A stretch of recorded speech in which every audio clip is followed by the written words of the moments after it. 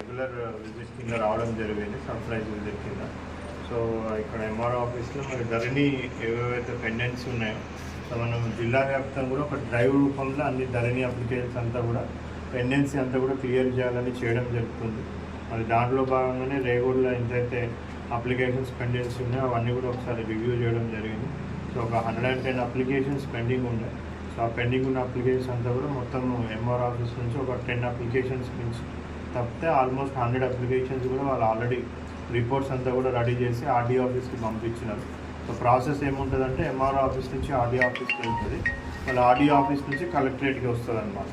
So దాంట్లో ఏంటంటే కొన్ని మాడ్యూల్స్ ఇప్పుడు ధరణిలో కొన్ని మాడిఫికేషన్స్ చేసిన దాని ప్రకారం కొన్ని మాడ్యూల్స్ చిన్న చిన్న మాడ్యూల్స్ అంతా కూడా ఎంఆర్ఓ లెవెల్లోనే అవి డిస్పోజ్ అయిపోయేటట్టు ఇప్పుడు ఆప్షన్ ఇచ్చినారు. కొన్నిటికేమో ఆర్డీఓ లెవెల్లో డిస్పోజ్ అయ్యేటటువంటి ఆప్షన్ ఇచ్చినారు. ఏవైతే కొన్ని ఇంపార్టెంట్ మాడ్యూల్స్ ఉంటాయో అంటే నేమ్ చేంజ్ కరెక్షన్ కానివ్వండి, ఎక్స్టెంట్ కరెక్షన్ కానివ్వండి, అదేవిధంగా కోర్ట్ కేసు పీపీబీ కేసు కానివ్వండి, పట్టా ల్యాండ్స్ని గవర్నమెంట్ ల్యాండ్ నుంచి పట్టా ప్రొహిబిటెడ్ లిస్ట్ నుంచి తీయాల్సినవి ఏమైనా ఉంటే అటువంటి ఇంపార్టెంట్వి మాత్రమే కలెక్టర్ లాగిన్లో ఉంటాయి. సో అటువంటివన్నీ కూడా రిపోర్ట్స్ ఆర్డీఓకి ఎంఆర్ఓ నుంచి వస్తాయి, ఎంఆర్ఓ నుంచి ఆర్డీఓకి, ఆర్డీఓ నుంచి కలెక్టరేట్కి వస్తాయి. సో అవన్నీ కూడా ఒకసారి చూడడం జరిగింది. మరి రేగూడ మండలం అయితే అంత ప్రాపర్గానే వాళ్ళు తొందరగానే కంప్లీట్ చేస్తున్నారు. మీరు ఎంఆర్ఓ గారు చెప్పడం ఏంటంటే ఇంకొక 3-4 డేస్లో ఉన్న 10 అప్లికేషన్స్ కూడా మొత్తం 100% కంప్లీట్ చేసేస్తామని చెప్పడం జరిగింది.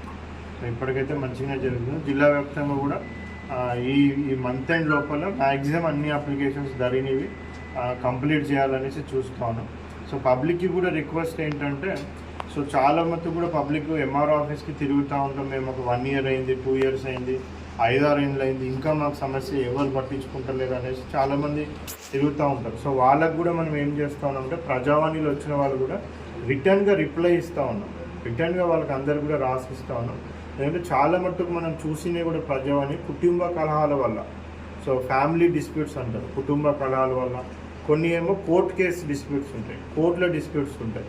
సో కోర్టులో కానివ్వండి, కుటుంబ కలహాలలో కానివ్వండి, సో ఏవో 3-4 తరాల ముందు ఆస్తి పంపకాలు వాళ్ళ కుటుంబంలో సరిగ్గా జరగలేదంటే వాళ్ళు ఇప్పుడు వచ్చి అడుగుతూ ఉంటారు. సో ఇటువంటివన్నీ కూడా సివిల్ కోర్టు డిస్ప్యూట్స్ అంటారు. సో అటువంటి సివిల్ కోర్టు డిస్ప్యూట్స్ ఉంటే కూడా మేము క్లియర్గా రాసిస్తూ ఉన్నాం. ఎందుకంటే ఆ సివిల్ కోర్ట్ డిస్ప్యూట్ ఏ ఎంఆర్ఓ చేయలేడు, ఏ కలెక్టర్ చేయలేడు, అవి సివిల్ కోర్ట్స్ మాత్రమే చేయగలుగుతాయి. సో మనం ప్రాపర్గా వాళ్ళకి గైడ్ చేయకపోతే వాళ్ళు ఈ ఎంఆర్ఓ మారిపోతే ఇంకో ఎంఆర్ఓ చేస్తాడనేమో, లేకపోతే ఈ కలెక్టర్ మారిపోతే ఇంకో కలెక్టర్ మార్పు చేస్తాడేమో అని ఉట్టిగానే వాళ్ళు తిరుగుతూ ఉంటారు. సో అవి కూడా తగ్గించాలనేసి